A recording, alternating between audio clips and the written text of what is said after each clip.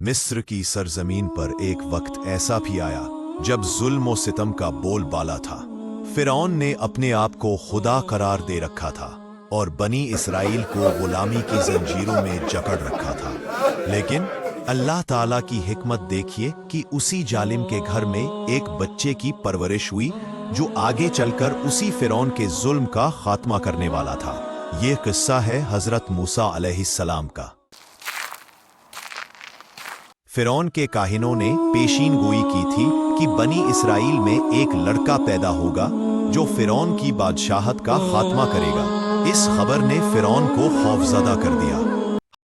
मैंने फैसला कर लिया है, आज से बनी इसराइल के हर एक नौ पैदा होने वाले लड़के को कत्ल कर दिया जाएगा। मेरी हुकूमतों के खिलाफ खड़ा होने की जुर्रत कोई नहीं कर सकता।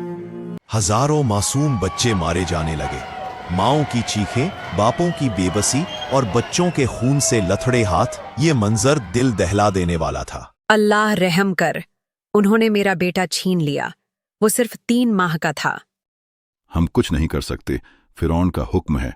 ऐसे ही खौफ और दहशत के माहौल में हजरत मूसा अलैहिस्सलाम की वालिदा हामला हुई। जब वक्त आया तो अल्लाह ताला ने मूसा अलैहिस्सलाम की मां के दिल में एक अजीब बात डाली।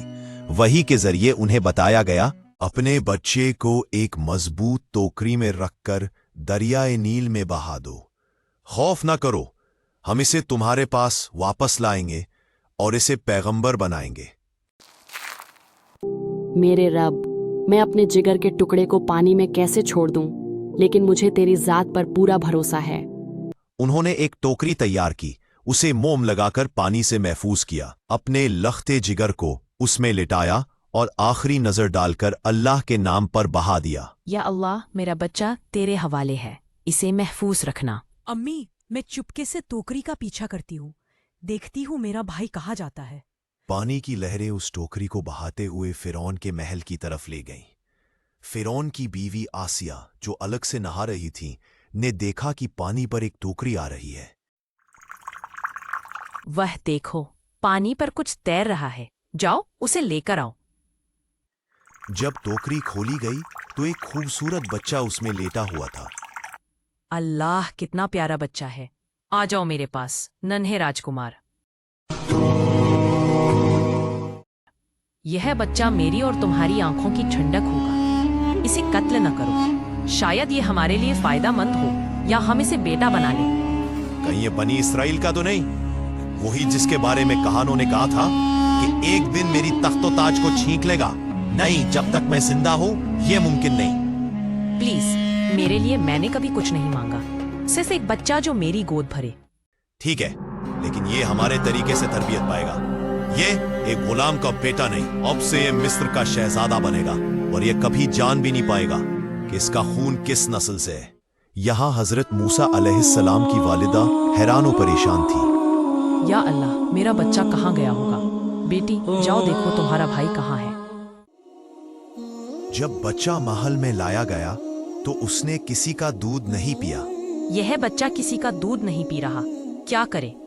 अगर आप इजाजत दें तो मैं ऐसी दाया बता सकती हूँ जो इस बच्चे की खूब देखभाल करेगी। तुम क्या जानती हो छोटी लड़की? कोई बात नहीं, बताओ कौन है वो औरत? मैं अभी लेकर आती हूँ। वह लड़की मूसा की असल माँ को ले आई। जैसे ही मूसा ने अपनी माँ को देखा, वह खुश हो गया और उनका दूध पीने लगा। देखा, बच्चा इस औरत से कितना खुला मिला लग रहा है। तुम इसे अपने घर ले जाओ और इसकी परवरिश करो, मैं तुम्हें अच्छा इनाम दूंगी। शुक्रिया मलिका, मैं इसकी बहुत अच्छी देखभाल करूंगी। इस तरह अल्लाह ताला ने अपना वादा पूरा किया और मूसा को उनकी माँ की गोद में वापस ले आए। हजरत मूसा अलैहिस्सलाम फिरौन के महल में परवरिश पाते रहे। उनके अतराफ में दौलत थी, आसाइश थी, लेकिन उनकी माँ की तरबियत ने उनके दिल में ईमान का बीज बोया था।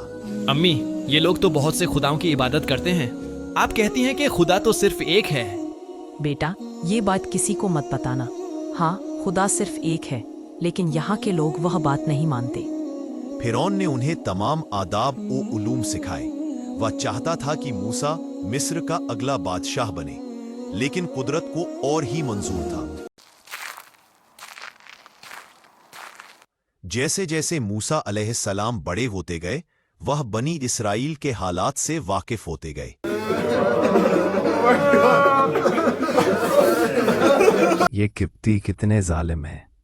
बनी इसराइल के लोगों को जानवरों की तरह रखते हैं। शहजादे, आप इन गुलामों की फिक्र क्यों करते हैं? ये तो सिर्फ काम करने के लिए है। हर इंसान आजाद पैदा होता है, कोई किसी का गुलाम नहीं होता। एक दिन हजरत मूसा अलैहिस्सलाम शहर में गए जब लोग आराम कर रहे थे। वहां उन्होंने देखा कि दो आदमी लड़ रहे हैं। एक बनी इसराइली था और दूसरा किप्ती। बचाओ, ये मुझे मार डालेगा।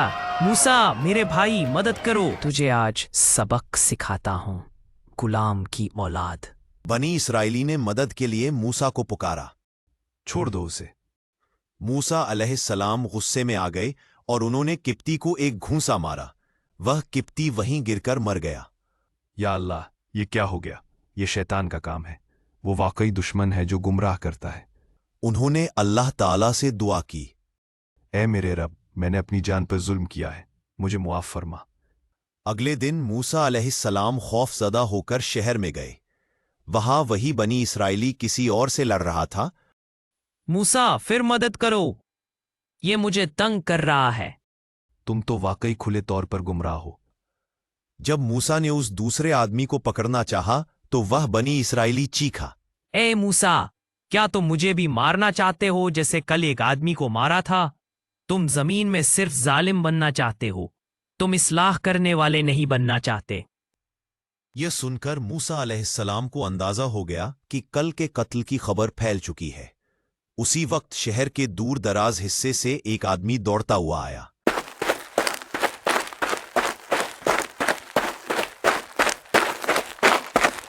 ऐ मूसा, दरबार के लोग आपको कत्ल करने की साजिश कर रहे हैं।